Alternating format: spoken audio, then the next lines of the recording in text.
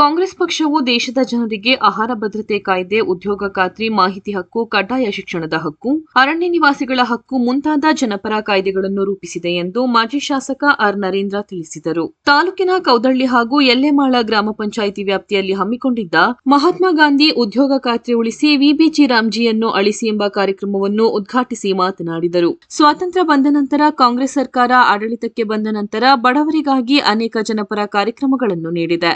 ಆದರೆ ಕೇಂದ್ರ ಬಿಜೆಪಿ ಸರ್ಕಾರವು ಕಾಂಗ್ರೆಸ್ ಸರ್ಕಾರ ನೀಡಿರುವ ಕಾರ್ಯಕ್ರಮಗಳ ಹೆಸರನ್ನು ಬದಲಾವಣೆ ಮಾಡುವ ಮೂಲಕ ಈ ಬಡ ಕಾರ್ಮಿಕರ ಮೇಲೆ ಪ್ರಹಾರ ನಡೆಸಲು ಮುಂದಾಗಿದೆ. ಮನ್ರೇಗಾ ಯೋಜನೆಯನ್ನು ಮರುಸ್ಥಾಪಿಸಿ ವಿಬಿಜಿ ರಾಮ್ಜಿ ಕಾಯ್ದೆಯನ್ನು ರದ್ದುಗೊಳಿಸುವವರೆಗೂ ರಾಜ್ಯದ ಪ್ರತಿ ಹಳ್ಳಿಯಿಂದಲೂ ಕೇಂದ್ರ ಸರ್ಕಾರದ ವಿರುದ್ಧ ಹೋರಾಟ ಮಾಡುವ ಅವಶ್ಯಕತೆ ಇದೆ ಎಂದು ಹೇಳಿದರು. ಕಾಂಗ್ರೆಸ್ ಪಕ್ಷದ ಪ್ರಚಾರ ಸಮಿತಿ ರಾಜ್ಯ ಸಂಚಾಲಕರಾದ ಎಸ್ ನಾರಾಯಣ್ ಮಾತನಾಡಿದರು. ಈ ಸಂದರ್ಭದಲ್ಲಿ ಚಾಮುಲ್ ಅಧ್ಯಕ್ಷ ನಂಜುಂಡಸ್ವಾಮಿ, ನಿರ್ದೇಶಕ ಶಾವುಲ್ ಅಹಮದ್, ತಾಲೂಕು ಗ್ಯಾರಂಟಿ ಅಧ್ಯಕ್ಷ ರಾಚಯ್ಯ, ಹನೂರು ಬ್ಲಾಕ್ ಕಾಂಗ್ರೆಸ್ ಅಧ್ಯಕ್ಷ ಮುಕುಂದ ವರ್ಮಾ, ರಾಮಪುರ ಬ್ಲಾಕ್ ಕಾಂಗ್ರೆಸ್ ಅಧ್ಯಕ್ಷ ಈಶ್ವರ್ ಸೇರಿದಂತೆ ಮತ್ತಿತರರು ಉಪಸ್ಥಿತರಿದ್ದರು. ಕಾರ್ಯಕ್ರಮ ಅಂತೂ ಅಲ್ಲ, ಅದರ ಅರ್ಥ ಮಾಡ್ಕೋಬೇಕು. ಇದು ಕಾರ್ಯಕ್ರಮ ಬಡವರ ಪರವಾಗಿ ಧ್ವನಿ ಎತ್ತತಕ್ಕಂತ ಕಾರ್ಯಕ್ರಮ. ಇದು ಯಾವ್ದಕ್ಕೋಸ್ಕರ ಈ ಒಂದು ಸನ್ನಿವೇಶ ಬಂತು? ಸ್ವಾತಂತ್ರ್ಯ ಬಂದ ನಂತರ ಅಥವಾ ಸ್ವಾತಂತ್ರ್ಯ ಪೂರ್ವದಲ್ಲಿ ಕಾಂಗ್ರೆಸ್ ಅಂತಕ್ಕಂಥದ್ದು ಒಂದು ಸಂಸ್ಥೆ ಹುಟ್ಟಿತು. ಆ ಸಂಸ್ಥೆ ಯಾತಕ್ಕೋಸ್ಕರ ಬಂತು? ಈ ದೇಶಕ್ಕೆ ಸ್ವತಂತ್ರ ತರೋದಕ್ಕೋಸ್ಕರ, ಹೋರಾಟ ಮಾಡೋದಕ್ಕೋಸ್ಕರ ಸಂಘಟನೆ ಆದಂತದ್ದು ಒಂದು ಕಾಂಗ್ರೆಸ್ ಪಕ್ಷ. ಗಾಂಧೀಜಿಯವರು ಮತ್ತು ಹಲವಾರು ನಾಯಕರುಗಳು ಅದು ನಾಯಕತ್ವ ವಹಿಸಿದ್ರು. ಕೊನೆಗೆ ಗಾಂಧೀಜಿಯವರ ನಾಯಕತ್ವದಲ್ಲಿ, ಅವರ ಮುಖಂಡತ್ವದಲ್ಲಿ, ಅಹಿಂಸಾ ಮಾರ್ಗದಲ್ಲಿ ನಾವೆಲ್ಲರೂ ಕೂಡ ಸ್ವಾತಂತ್ರ್ಯ ಪಡೆದ್ವಿ. ಸ್ವಾತಂತ್ರ್ಯ ಪಡೆದ ನಂತರ ಬಹಳಷ್ಟು ವರ್ಷಗಳ ಕಾಲ ಕಾಂಗ್ರೆಸ್ ಆಡಳಿತ ನಡೆಯಿತು. ಒಳ್ಳೊಳ್ಳೆಯ ಕಾರ್ಯಕ್ರಮಗಳನ್ನ ಬಡವರ ಪರವಾಗಿ ಕೊಟ್ಟಂತ ತಮಗೆಲ್ಲ ಗೊತ್ತಿದೆ. ನೆಹರು ಅವರಿರ್ಬೋದು, ಇಂದಿರಾ ಗಾಂಧಿ ಅವರಿರ್ಬೋದು, ರಾಜೀವ್ ಗಾಂಧಿ ಅವರಿರ್ಬೋದು, ಮನಮೋಹನ್ ಸಿಂಗ್ ಅವರಿರ್ಬೋದು, ಎಂತ ಒಳ್ಳೊಳ್ಳೆ ಕಾರ್ಯಕ್ರಮಗಳು, ಬಡವರ ಪರವಾದಂತ ಕಾರ್ಯಕ್ರಮಗಳು. ಇವತ್ತು ಭಾರತ ದೇಶ ಇಡೀ ಪ್ರಪಂಚದಲ್ಲಿ ಆರ್ಥಿಕವಾಗಿ ನಾವು 4ನೇ ಸ್ಥಾನದಲ್ಲಿ ಇದೀವಿ ಅಂತ ಮೋದಿ ಹೇಳ್ತಾರೆ. ಆ 4ನೇ ಸ್ಥಾನಕ್ಕೆ ಬರಬೇಕಾದ್ರೆ ನಮ್ಮ ಕಾಂಗ್ರೆಸ್ನವರ 50 ವರ್ಷಗಳ ಶ್ರಮ ಇದೆ. ಅದನ್ನ ಅರ್ಥ ಮಾಡ್ಕೋಬೇಕು. ಅವರು ಇವತ್ತು ನೆನ್ನೆ ಮೊನ್ನೆ ಇವರು ಆರ್ಥಿಕವಾಗಿ ಸಬಲೀಕರಣ ಆಗಿಲ್ಲ. ಇವರು ನಮ್ಮ 50 ವರ್ಷದ ಕಾಂಗ್ರೆಸ್ನವರ ಶ್ರಮದಿಂದ ಬಡವರಿಗೋಸ್ಕರ ಎಂತ ಕಾರ್ಯಕ್ರಮಗಳು ತಗೊಂಡ್ಬಂದ್ರು. 20 ಅಂಶಗಳ ಕಾರ್ಯಕ್ರಮ, ಎಂತ ಕಾರ್ಯಕ್ರಮ ಅದು? ದೇವರ ಅತಿ ಹೆಚ್ಚು 20 ಅಂಶಗಳ ಕಾರ್ಯಕ್ರಮ ರೂಪುಗೊಂಡಂತದ್ದು ಕರ್ನಾಟಕದಲ್ಲಿ. ಉಡ್ತಕ್ಕಂಥವ್ರಿಗೆ ಭೂಮಿ, ಸಾಲ ಮನ್ನಾ, ಮತ್ತೆ ಏನು ಭೂಮಾಲೀಕರಿಂದ ಕಿರುಕುಳ ಆಗ್ತಾ ಇತ್ತು, ಸಾಲಗಾರರಿಂದ ಕಿರುಕುಳ ಆಗ್ತಾ ಇತ್ತು, ಏನು ಮೀಟರ್ ಬಡ್ಡಿದ್ದಂತೆ ಇತ್ತು, ಇದನ್ನೆಲ್ಲ ತಪ್ಪಿದಂಥವ್ರು ಯಾರು? ಯಾರಿಗೋಸ್ಕರ ಮಾಡಿದ್ರಿಂದ? ಬಡವರಿಗೋಸ್ಕರ ಮಾಡಿದಂಥದ್ದು. ಇವತ್ತು ಅಕ್ಕಿ ಬರ್ತಾ ಇದೆ.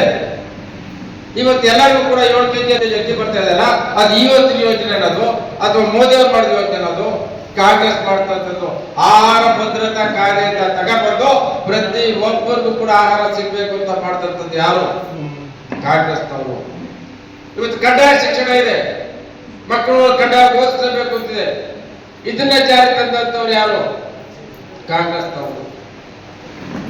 ಹಾಗಾಗಿ ಪ್ರತಿಯೊಂದು ಬಡವರಿಗೆ ಇರ್ತಕ್ಕಂಥ ಕಾರ್ಯಕ್ರಮಗಳು ಯಾರು ಕೊಟ್ಟಿದ್ದಾರೆ ಅಂದ್ರೆ ಅದು ಕಾಂಗ್ರೆಸ್ನವ್ರು ಕೊಟ್ಟಿರ್ತಕ್ಕಂಥ ಕೊಡುಗೆ ಹೊರತು ಬಿಜೆಪಿ ಕೊಟ್ಟಿರ್ತಕ್ಕಂಥ ಕೊಡುಗೆ ಅಲ್ಲ.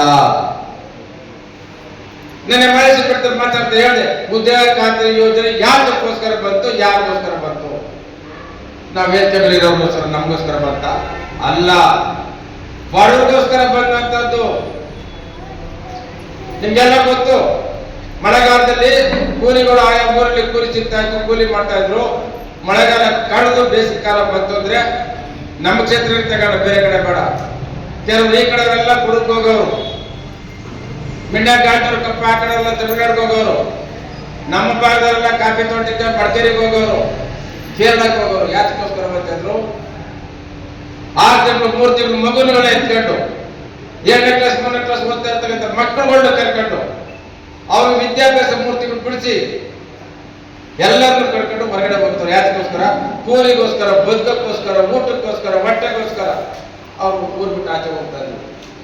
ಬಂಧು ಬಳಗನೆಲ್ಲ ಬಿಟ್ಬಿಟ್ಟು ಬರೀ ವಯಸ್ಸಾದಂತ ತಂದೆ ತಾಯಿಗೆ ಬಿಟ್ಬಿಟ್ಟು ಹೊರಟಾಗ್ತಾರೆ. ಅಲ್ಲ, ಅವ್ರಿಗೇನಾದ್ರು ಹೆಚ್ಚು ಕೈ ಬೆಳೆದ್ರೆ ನೋಡ್ಕೊಳ್ತಿರ್ಲಿಲ್ಲ, ಅವ್ರೇನಾದ್ರು ಕಾಯಿಲೆ ಬಂದ್ರೆ ನೋಡ್ಕೊಳ್ತಿರ್ಲಿಲ್ಲ, ಅವ್ರೇನಾದ್ರು ಆಯ್ತು ಅಂದ್ರೆ ಅವಾಗ ಫೋನ್ಗಳು ಮೊಬೈಲ್ ಇರ್ತಿರ್ಲಿಲ್ಲ, ತಕ್ಷಣದಲ್ಲಿ ಬರಪ್ಪ ಆಯ್ತಿರಲಿಲ್ಲ, ಅವ್ರು ಯಾಕೆ ಹಾಕ್ತಿರ್ತಾರೆ, ಎಲ್ಲಿದ್ದಾರೆ ಅಂತ ಗೊತ್ತಾಗ್ತಿರ್ಲಿಲ್ಲ.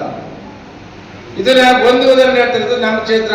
ಅದೇ ಇಡೀ ದೇಶದಾದ್ಯಂತ ಬಡವರಿಗೆ ಇಂಥ ಒಂದು ಸ್ಥಿತಿ ಇತ್ತು.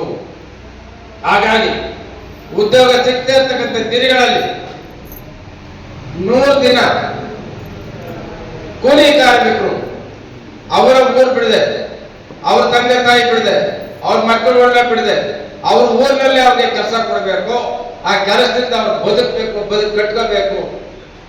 ಜೊತೆಗೆ ಅವ್ರು ಮಾಡ್ತಕ್ಕಂಥ ಉದ್ಯೋಗದಿಂದ ಒಂದು ಸಂಪನ್ಮೂಲವನ್ನು ಕೂಡ ಆಗ್ಬೇಕು, ಡ್ರೈನ್ಗಳು ಆಗ್ಬೇಕು, ರಸ್ತೆಗಳು ಆಗ್ಬೇಕು. ಹಿಂಗು ಗುಂಡುಗಳು ಎಷ್ಟೊಂದು ಹಿಂಗು ಗುಂಡಿಗಳು ಕೊಟ್ಟಿದ್ದೀವಿ, ಎಷ್ಟೊಂದು ಶೌಚಾಲಯ ಕೊಟ್ಟಿದ್ದೀವಿ, ಎಷ್ಟೊಂದು ಚೆಕ್ ಡ್ಯಾಮ್ಗಳು ಮಾಡಿದ್ದೀವಿ, ಎಷ್ಟೊಂದು ಕೆರೆಗಳು ಮುಟ್ಟದಿದ್ದೀವಿ, ಎಷ್ಟೆಷ್ಟು ಕೆಲಸ ಮಾಡ್ತೀವಿ. ಇಡೀ ಅತಿ ಹೆಚ್ಚು ಕೆಲಸ ಮಾಡ್ತಕ್ಕಂಥ ನಮ್ಮ ಜಿಲ್ಲೆಯಲ್ಲಿ ಹನೂರು ಕ್ಷೇತ್ರದಲ್ಲಿ, ಅದರಲ್ಲೂ ಕೂಡ ಈ ಕೌದಳ್ಳಿ ಗ್ರಾಮದಲ್ಲಿ ನಾವು ಬೇಕಾದಷ್ಟು 6 ಕೋಟಿ 7 ಕೋಟಿ 8 ಕೋಟಿ ತನಕ ಕೆಲಸ ಮಾಡಿದ್ದೀವಿ. ಎಷ್ಟು ಅನುಕೂಲ ಆಯ್ತು. ಇವತ್ತು ಬರೀ ಹೆಸರು ಚೇಂಜ್ ಮಾಡಿದರೆ ಅಂತ ಮಾತ್ರ ನಾವು ಹೋರಾಟ ಮಾಡ್ತಾ ಇಲ್ಲ. ದಿನ ಇದನ್ನ ಕಿತ್ತಾಕ್ಬೇಕು ಅಂತಕ್ಕಂಥ ಯೋಚನೆ ಮಾಡಿ ಬಡವರು ಹೊಟ್ಟೆ ಮೇಲೆ ಹೊಡಿಬೇಕು ಅಂತ ಮಾಡ್ತಾ ಇರ್ತಕ್ಕಂಥ ಯೋಚನೆ ಇದು. ಬರೀ ಹೆಸರು ಚೇಂಜ್ ಆಗಿರೋದಕ್ಕೆ ಮಾತ್ರ ಹೋರಾಟ ಮಾಡ್ತಾ ಇಲ್ಲ, ಅದನ್ನು ಕೂಡ ತಪ್ಪೇ. ಮಹಾತ್ಮ ಗಾಂಧೀಜಿನ ಇಡೀ ಪ್ರಪಂಚದವರು ಇವತ್ತು ಅವ್ರನ್ನ ಹೆಚ್ಕೊತಾ ಇದ್ದಾರೆ, ಹೊಗಳ್ತಾ ಇದ್ದಾರೆ, ಅವ್ರ ಬಗ್ಗೆ ಅಧ್ಯಯನಗಳನ್ನು ಮಾಡ್ತಾ ಇದ್ದಾರೆ. ಬೇರೆ ದೇಶದವ್ರು ಬಂದು ಗಾಂಧೀಜಿ ಅವ್ರ ಬಗ್ಗೆ ಇಲ್ಲಿ ಅಧ್ಯಯನ ಮಾಡ್ತಾ ಇದ್ದಾರೆ.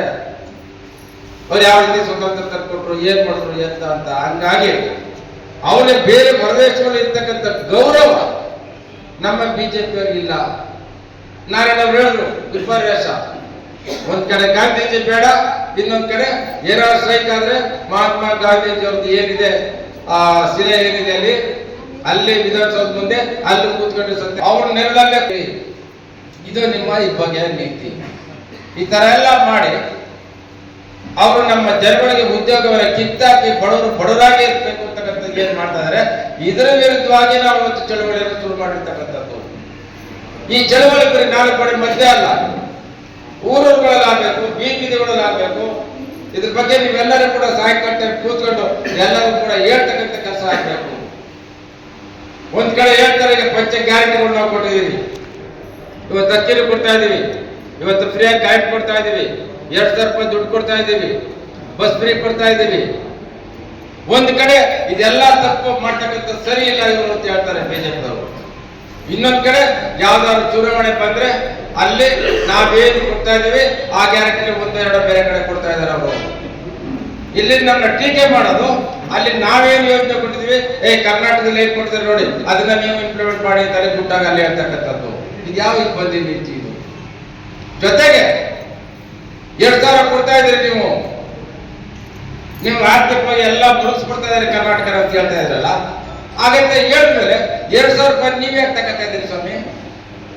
ಬಿಜೆಪಿ ತಗೋತಾರೆ 2,000 ರೂಪಾಯಿನ, ಜೆಡಿಎಸ್ ತಗೋತಾರೆ 2,000 ರೂಪಾಯಿನ. ಈಗ ನಿಮ್ಗೆ ದುಡ್ಡು ಬೇಕು, ನೆಟ್ಟು ಬೇಕು, ಅಕ್ಕಿನೂ ಉಳಿಬೇಕು. ಏನಾದ್ರು ಒಂದು ತಿಂಗಳು ದುಡ್ಡು ಕೊಡೋಂಥದ್ದು ಲೇಟ್ ಆದ್ರೆ ಕಾಂಗ್ರೆಸ್ ಯಾರು ಕೇಳ್ತಾ ಇಲ್ಲ. ಯಾಕಂದ್ರೆ ಕಾಂಗ್ರೆಸ್ ಇರ್ತಕ್ಕಂಥವ್ರಿಗೆ ನಮ್ಮ ಮೇಲೆ ಅಂದ್ರೆ ಕಾಂಗ್ರೆಸ್ ಮೇಲೆ, ಕಾಂಗ್ರೆಸ್ ಆಡಳಿತ ಮೇಲೆ ನಂಬಿಕೆ ಇದೆ ಅವ್ರಿಗೆ. 1 ತಿಂಗಳು ಲೇಟ್ ಆಗಿ